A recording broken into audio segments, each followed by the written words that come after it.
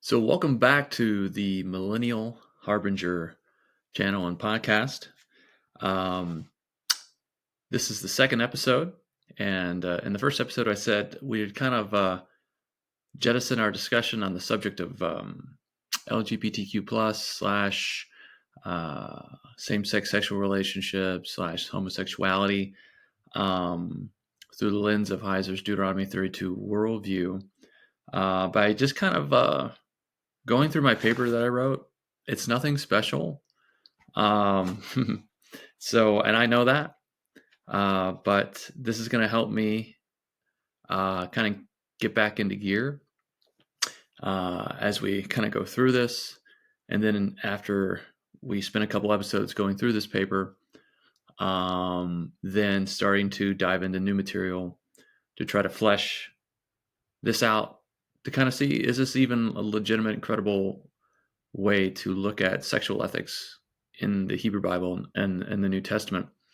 Anyway, it seemed to be when I wrote this paper, but we'll continue to see if that's a viable solution, a viable lens to try to understand what the Hebrew Bible authors and even Paul in Romans 1 we're trying to say, we're trying to communicate using perhaps this worldview that Heiser talks about, this divine counsel, Deuteronomy 32 worldview, to try to help us understand what they're saying when they say, hey, don't do this in terms of sexual ethics. Okay, so let's go ahead and get started.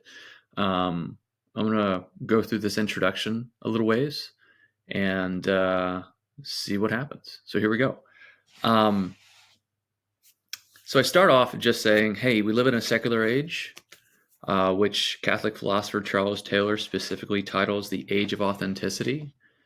And James K.A. Smith wrote a book basically say, hey, here's how you read Charles Taylor. Here's how you read his secular age. And Jamie Smith summarizes the Age of Authenticity like this. He says, the Age of Authenticity is the post-60s age in which spirituality is de-institutionalized and is understood primarily as an expression of what speaks to me. Okay? So we can dive further into that another time in terms of exactly what the Age of Authenticity is, but let's just keep rolling. Andrew Root, who is another author that has written a lot in response to and in light of Charles Taylor's works, he's written an entire series. I think he might have 4 or 5 books out now. Ministry in the Secular Age, something like that. I've read the first 2 in that series. But he says this. Andrew Root specifically points to the LA and Bay Area regions as quote unquote ground zero manifestations of this Age of Authenticity. I happen to live in the Bay Area, been living in the Bay Area pretty much for the past 11, 12 years. Northern California, the past 12 years, and specifically in the South Bay, Silicon Valley, for the past 7, 8 years. Okay, so one of the main aspects of life within what Taylor refers to as the immanent frame of the Age of Authenticity is disenchantment.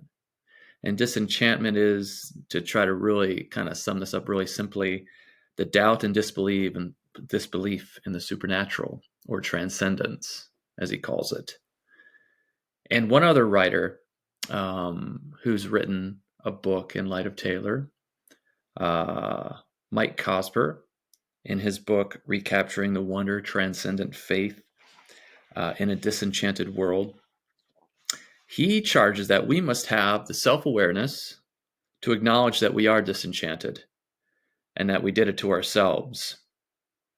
But interesting also, I think towards the end of his book, in the conclusion, he adds this thought. He says, and this is the work of the principalities and powers. Our disenchantment, in his mind, is the work of the supernatural evil.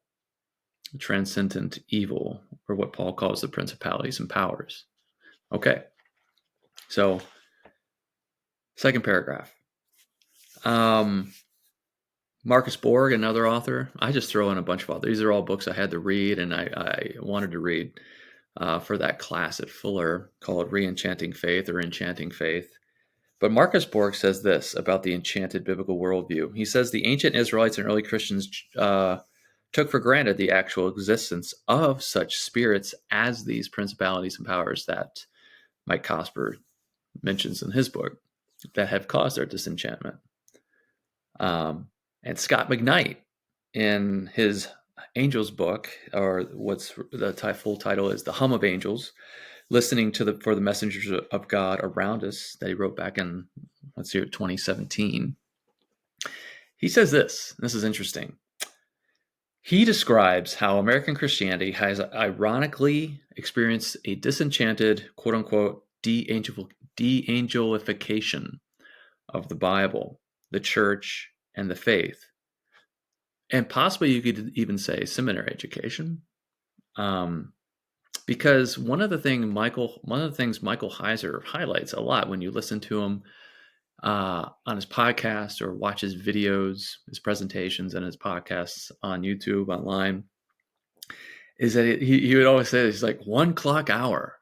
That's all I had in terms of talking about, angels, demons, spiritual evil.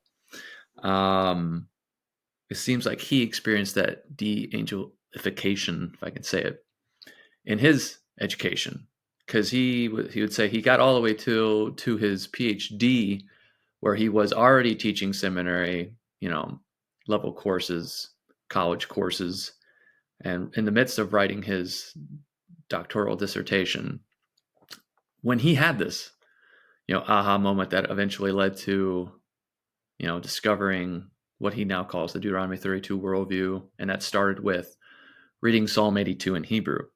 And that kind of, in church one morning, his friend's like, hey, go read Psalm 82 in Hebrew and notice, you see what I'm seeing? And that's what started it for him. But so he experienced that de-angelification. And, in my own experience, maybe I have as well, it wasn't anything that was really honed in on and focused on in any one of my classes. When you go back and you look and like, okay, I had this class, I had that class, and no. It's like, why did I have some of these classes, or why did we end up talking about some of the things we ended up talking about? I especially look at that in my undergrad degree. Yeah.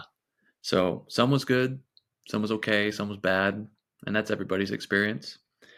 It was never the highlighted aspect of my own education in any class, but they pretty much what education is intended for you to do, especially if you're training to go in the ministry. It's to teach you how to pursue your own education further yourself, to give you the tools in order to do that on your own.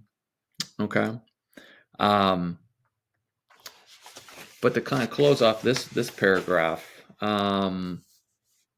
a book that was written in light of all of this, especially what was summarized by McKnight as de-angelification, or by Taylor as our disenchantment, and how that affects our Christian theology, right? Richard Beck, who was the professor and teacher of that course, Enchanting Faith, at Fuller back in 2020, he wrote a whole book entitled Reviving Old Scratch, Demons and the Devil for Doubters and the Disenchanted. Really, really good book. Awesome book. I remember I was at the Harbor Lectures at Pepperdine University in Malibu, right when this book came out. And I guess it was either 2016 or 2017, and I got a copy. And I think I even got him to sign it. I don't know. But I didn't really read through the whole thing until this class. And this wasn't really even a required text to read. It was one of the ones we had a choice option to or not. And I did. And when I did, I was like, oh man, this is kind of really seems in sync with what Heiser is trying to do too, what Heiser is saying. And here's what Richard Beck says in his book, Reviving Old Scratch. He says, He offers a re-enchanting pathway forward for doubting and disenchanted Christians in the age of authenticity who've lost the ability to talk about and believe in the devil, angels, and demons. And here's what he argues. He argues that it is absolutely essential to recover, invest in, and embrace a vision of theology, a vision and theology of cruciform spiritual warfare in order to save our faith in this secular age. Interesting. So according to Beck, the problems created by a disenchanted faith that need to be overcome are as follows. And here's what he says. Here's the problems created by disenchanted faith. Number one, it reduces supernatural belief into just God. Number two, it Scooby-Dooifies the principalities and powers. I really like that term, Scooby-Dooifies. And if you grew up watching Scooby-Doo like I did, you're like, oh, wait. Oh, man. Like subconsciously or perhaps maybe even intentionally, Scooby-Doo was like disenchanting us. Still like the show. Still fun to watch. The cartoon one, not the movies. Number three, it turns spiritual warfare into simply social justice, where the battle is just against humans, not against the principalities and powers influencing Babylon, if you will. He says this warped social justice tends toward violence by making people the enemy and ignores personal morality and holiness and marginalizes the church. And disenchanted Christianity also causes a fundamental misunderstanding of the gospel. I would totally agree to that, and I think Heiser would as well. It makes God the bad guy, because when you don't have the devil, fallen angels, or demons, you don't have your bad guy. God becomes your bad guy in some ways. And it significantly results in some losing their faith in the face of evil, pain, and suffering because it has no adequate answer. And in the light of the problem of evil and being disenchanted, well, evil becomes God's problem and God becomes the problem, right? In a disenchanted faith. So Beck's theology of spiritual warfare takes the form of the Christus Victor atonement theory and understands the devil, rebellious angels, and demons as the bad guys, and enables re-enchanting Christians to fight what he says the American zeitgeist by effectively testing the spirits. He defines spiritual warfare as the need for people of God to come out from the demon-haunted and oppressive city of Babylon. And he uses and refers to such divine counsel texts as Deuteronomy 32, 8, and 9, interestingly, as well as Psalm 82 and Job 1 and 2, where the opening of Job has that divine counsel scene in it. And he uses other texts as well to describe the entangled spiritual and political nature of this warfare. But like I mentioned a few minutes ago, his thoughts parallel the thought and argument of Michael Heiser's Deuteronomy 32 or Divine Counsel Worldview.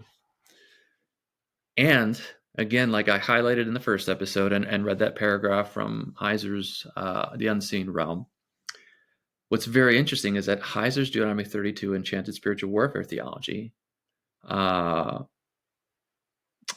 what's very interesting about it is that Heiser observes how Romans 1, 18 through 25 is a reiteration and New Testament version of this divine counsel worldview written by Paul. Now we all know that Romans 1, this passage, also just so happens to be center stage in a discussion on the topic of same-sex sexual relationships within churches today in this disenchanted age of authenticity, imminent frame that Taylor talks about. And so, let me say a few more things, and then we're going to close up this episode. Sexual ethics, guys. And Charles Taylor highlights this in his book, A Secular Age. He highlights it a lot. He says sexual ethics becomes a top problem in this disenchanted secular age, particularly how we think about and discuss same-sex relationships. Now, enchanted Jews and Christians of the ancient past were not affirming or believed homosexual practice was a sin. and a good book to read about that is a book by Fortson and Graham's Unchanging Witness, the consistent Christian teaching on homosexuality in scripture and tradition. It's one book among many. It's not going to answer every question, but it's a solid historical look back on what Jews and Christians believed. But however, an affirming trend in the age of authenticity has emerged both inside and outside the church. And Taylor notes this trend saying, quote, "The heart of this revolution lies in sexual mores, including homosexuality as a legitimate option within this disenchanted age of authenticity." As a result, one author such as Stephen Smith, in his book, Pagans and Christians in the City, Culture Wars from the Tiber to the Potomac, argues that the great divide, quote unquote, great divide between paganism and Christianity that was and is sexual ethics, is diminishing back towards a modern paganism. Okay, interesting thought there. And likewise, Fortson and Graham's argue that Christians' ignorance of their own tradition and history is contributing to an Aryan-like moment of orthopraxis regarding biblically defined sexual ethics since the time of Moses.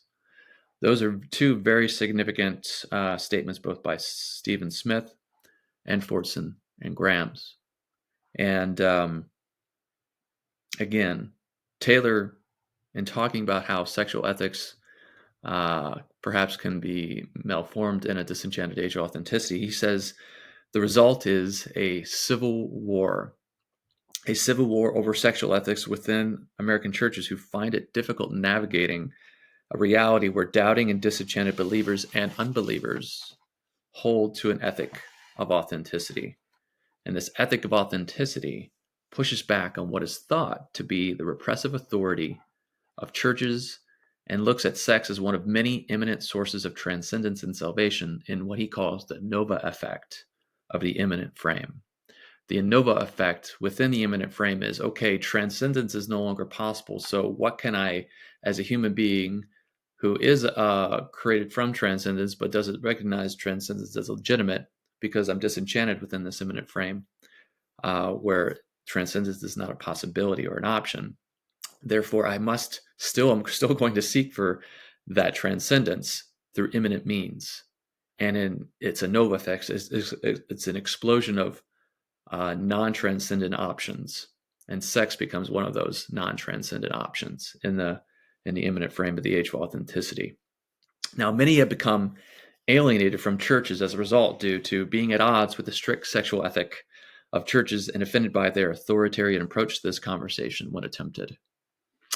Talking about sin in general and sex in particular is difficult for many doubting and disenchanted Christians, and these difficulties often arise from their judgmental and sex-obsessed, perhaps fundamentalist roots, which equated and emphasized sexual purity as successful spiritual warfare, or you could even say purity culture. Purity culture is a very big topic these days on the negative effects of growing up within purity culture, the 80s, 90s.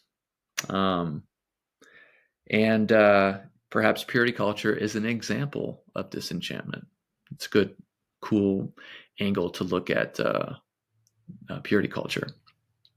But my following argument in this paper will be comprised of three aspects. All right, here they are. The Deuteronomy 32 worldview, Romans 1, 18 through 2:11, and same-sex relationships, or same-sex sexual relationships. Number one, the Deuteronomy 32 worldview and theology of spiritual warfare may be a means of reenchanting doubting and disenchanted Christians within the age of authenticity and provide a fresh way of talking about the devil, angels, and demons. Okay? Number two, this divine counsel worldview finds a concentrated expression in Romans 1, 18 through 2:11, and prompts a reenchanted rereading. And number three, finally, an enchanted reading could help reenchant doubting and disenchanted Christians' beliefs about same-sex sexual relationships, reframe churches' discussions on same-sex sexual relationships, and hopefully make them more productive and constructive. and help Christians see how spiritual warfare is linked to sexual sins in a different way than perhaps how fundamentalists have claimed and how we've heard them argued growing up. In essence, this paper my argument is an exploration into how the Deuteronomy 32 worldview may be a means for reenchantment for Christians. The reading of Romans 1:18 through 2:11, and the same-sex sexual relationship conversation within churches in this secular age of exile in Babylon. Okay? All right, so that's my introduction. As good or as bad as it is, that's what I wrote back in 2020. And the next section that I tackle is just kind of like trying to summarize the Deuteronomy 32 worldview in a nutshell. Deuteronomy 32 worldview has like basically three. It goes into trying to explain the three main rebellions in Genesis 1 through 11, the prologue of Scripture, using four main passages from the Old Testament, and to help explain what's going on there. But yeah, so that's my introduction. As good or as bad as it is, you can comment on critique. Please add certain add whatever thoughts you have to perhaps make it better. But yeah, so that's what I wrote back in 2020 as my introduction to try to like, okay, maybe this can help us. Maybe this can give us a pathway forward that Beck talks about. Maybe Heiser's aha moment in church that one Sunday morning reading Psalm 82 can give us a ton more aha moments to try to help us understand sexual ethics as we live within Taylor's disenchanted immanent frame, age of authenticity. So that's my prayer, at least. Okay, guys, I'm going to get out of here. Hopefully you enjoyed the second episode. We'll be back in next episode summarizing the Deuteronomy 32 worldview from Heiser's Unseen Realm, among his other writings as well. And until then, we will see you next time. This is Jordan Koss signing off. See ya.